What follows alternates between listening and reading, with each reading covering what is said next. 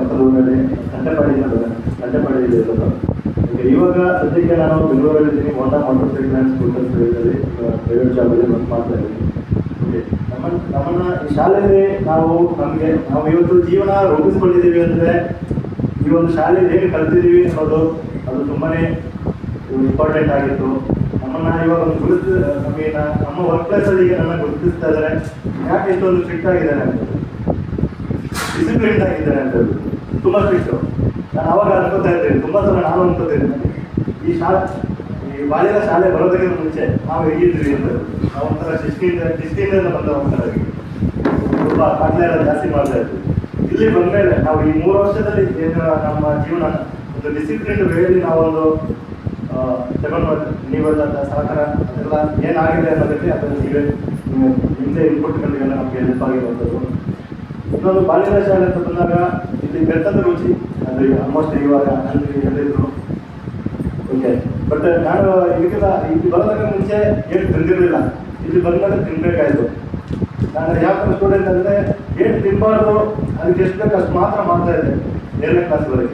35 pass ಆದರೆ okay, ಅವನು pass. But ಇಲ್ಲೇನಾಯ್ತಂದರೆ ನಮ್ಮ ಒಂದೇ ಥರದ ಒಂದು ಎಕ್ಸಾಂಪಲ್ ಹೇಳೋದು ಇಷ್ಟಪಡ್ತೀನಿ ನಾನು. ನಮಗೆ ಕ್ಲಾಸ್ ಟೀಚರ್ ಆಗಿದ್ರು. ಎಲ್ಲರೂ ಅವರು ಕಟ್ಕೊಡ್ತಾ ಇದ್ರು. ಅಂದರೆ ಕೈಲಾದವ್ರಿಗೆ ಮಾತ್ರ ಕಟ್ಕೊಡ್ತಾ ಇದ್ರು. 36 ಪಾಸ್ ಆದರೂ ಕಟ್ಕೊಡ್ತಾ ಇರಲಿಲ್ಲ. ಬಟ್ ಆ ಕ್ಲಾಸಲ್ಲಿ ಏನಾಯಿತು ಅಂದರೆ ನಾನು 36 ತೆಗೆದಿದ್ದೆ, ಆದರೂ ಹೇಳ್ತಿದ್ದೆ. ನಾನು ಒಬ್ಬನೇ ಆ ಕ್ಲಾಸಲ್ಲಿ ಹೇಳ್ತಿದ್ದಿರೋದು. ಅದು ಇವಾಗಲೂ ನನಗೆ ನೆನಪಿದೆ. ಅವಾಗ ಏನಾಯ್ತು ಅಂದರೆ ಅವ್ರು ಏನು ಹೇಳಿದ್ರು ಅಂದರೆ, ಎಲ್ಲ ಗಮನ ಕೊಟ್ಟೆ ಕೇಳ್ತಾ ಇರ್ತೀಯ, ಬಟ್ ಸ್ಕೋರು ನೀನೇನು ಗಮನ ಕೊಟ್ಟಿದ್ದೀಯಲ್ಲ ಅದಕ್ಕಿಂತ ಕಮ್ಮಿನೇ ಬರ್ತಾ ಇದೆ ಹೇಳ್ಬಿಟ್ಟು ಹೇಳ್ಕೊಟ್ರು. ಅದು ನೆಕ್ಸ್ಟ್ ಏನಾಯಿತು ಅಂದರೆ ಆ 36 ಇದ್ದದ್ದು ನೆಕ್ಸ್ಟ್ ಎಕ್ಸಾಮಲ್ಲಿ ಅದು 72 ಆಯಿತು.